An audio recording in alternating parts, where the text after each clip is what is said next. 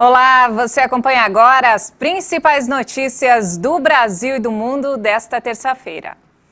E olha só, a Fundação Oswaldo Cruz retoma a produção de vacinas contra a Covid. A nova remessa de insumos que chegou no sábado é suficiente para fabricar 12 milhões de doses. Depois da interrupção por causa da falta do ingrediente farmacêutico ativo, a Fiocruz retomou a produção da vacina Oxford AstraZeneca. A nova remessa da matéria-prima da China chegou no último sábado. A quantidade que veio é suficiente para a produção de 12 milhões de doses. Isso significa que a produção da vacina está garantida até a terceira semana de junho. Atualmente, a capacidade de produção da Fundação atinge cerca de 1 milhão de doses por dia. A AstraZeneca e a Coronavac são as duas únicas vacinas do Programa Nacional de Imunizações do Ministério da Saúde produzidas no Brasil. Já a vacina da Pfizer é importada dos Estados Unidos. E a Anvisa autorizou o Instituto Butantan a testar um soro desenvolvido contra a Covid-19. Trata-se do primeiro medicamento deste tipo no país. Agora, o Instituto já pode começar a recrutar voluntários para tomarem a infusão. Fabricado a partir do plasma do sangue de cavalos que receberam o coronavírus inativo, o soro foi descrito no fim do ano passado como altamente potente pelo diretor do Butantan, Dimas Covas. E ainda falando sobre coronavírus, os casos leves de Covid podem estimular o organismo a produzir anticorpos duradouros contra a doença. Um estudo norte-americano verificou que as células combatentes podem durar a vida toda. Cientistas afirmam que pessoas que tiveram a forma leve do coronavírus desenvolvem uma imunidade de longa duração que pode até durar a vida toda. Esses pacientes que se recuperaram da doença continuam produzindo anticorpos neutralizantes do coronavírus quase um ano após a infecção. Os dados publicados foram verificados em um estudo da Escola de Medicina da Universidade de Washington, nos Estados Unidos. As pesquisas indicam que os anticorpos de pacientes que tiveram Covid ficaram mais potentes 6 meses após a infecção. O estudo explica que durante uma infecção viral, as células imunes produtoras de anticorpos se multiplicam rapidamente e circulam no sangue, elevando os níveis de anticorpos. Assim que a infecção é resolvida, a maioria dessas células morre e os níveis de anticorpos no sangue caem. Mas os cientistas da Universidade de Washington descobriram que uma pequena quantidade de células de vida longa migra para a medula óssea, onde continuam produzindo baixos níveis de anticorpos na corrente sanguínea. Mesmo que em níveis reduzidos, essas células são capazes de proteger contra uma segunda infecção. As células produtoras de anticorpos podem ser encontradas em pessoas 11 meses após os primeiros sintomas. E elas podem produzir anticorpos pelo resto da vida desses indivíduos, a chamada imunidade de longa duração. E nos destaques internacionais, olha só essa história. Em Hong Kong, milhões de doses dos imunizantes contra a Covid podem parar no lixo. Lá a procura pela vacinação é bem pequena. O prazo de validade do fármaco se aproxima do fim e poucas pessoas fizeram o cadastro para receber o imunizante. As principais causas são a desconfiança dos moradores da ex-colônia britânica no governo, a desinformação nas redes sociais e os reduzidos casos de contágio. Hong Kong é um dos poucos lugares do planeta que conseguiu assegurar doses suficientes para imunizar a sua população de 7 milhões e 500 mil habitantes. Recentemente, um integrante da Comissão do Governo para as Vacinas advertiu que os cidadãos têm uma janela de 3 meses antes do vencimento do primeiro lote de vacinas da Pfizer-BioNTech. Apenas 19% da população da cidade recebeu uma dose de alguma vacina, enquanto 14% receberam as 2 doses.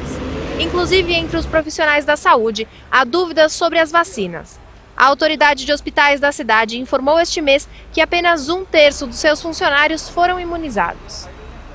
E mudando de assunto, o líder de um partido opositor em Belarus e outros 6 ativistas foram condenados a penas de entre 4 e 7 anos de prisão pelos protestos de 2020. A sentença segue o episódio do fim de semana, quando um avião foi interceptado por Minsk para prender um dissidente. O julgamento contra o grupo começou há algumas semanas em Mogilev. Eles respondiam por participação em grandes distúrbios, uma referência aos protestos de 2020 contra a reeleição do presidente Alexander Lukashenko e reprimidas pelo regime. As condenações ocorreram em plena tensão entre Minsk e os países ocidentais. No domingo, autoridades bielorrussas interceptaram um avião que viajava entre Atenas e Vilnius para prender um opositor que estava a bordo, o jornalista Roman Protasevich. O incidente gerou uma onda de protestos nos países ocidentais. A União Europeia fechou seu espaço aéreo à Belarus e adotou novas sanções contra o regime de Minsk. As novas sanções se unem às já adotadas pelos países ocidentais após a repressão do governo de Lukashenko no poder desde 1994. As manifestações de 2020 contra sua polêmica reeleição. E o secretário de Estado norte-americano, Antony Blinken, prometeu nesta terça-feira, em missão no Oriente Médio, que os Estados Unidos irão angariar apoio para reconstruir Gaza como parte dos esforços para assegurar um cessar-fogo entre o grupo militante islâmico Hamas e Israel. Em entrevista coletiva, Antony Blinken afirmou que Washington deseja garantir que a ajuda internacional para reconstruir a faixa de Gaza não beneficie o governante movimento islamita Hamas. Nós vamos trabalhar de perto com nossos parceiros para garantir que o Hamas não tire proveito da assistência de reconstrução. Os bombardeios em Gaza danificaram dezenas de prédios após 11 dias de conflito. Netanyahu fez questão de lembrar o que representaria a violação do cessar-fogo. Nós também daremos sentido ao nosso compromisso com nossa autodefesa. Se o Hamas quebrar a calma e atacar Israel, nossa resposta será muito poderosa. O confronto entre Hamas e Israel matou 253 palestinos na faixa de Gaza, incluindo 66 menores de idade. Em Israel, os lançamentos de foguetes a partir de Gaza deixaram 12 mortos, incluindo uma criança, uma adolescente e um soldado.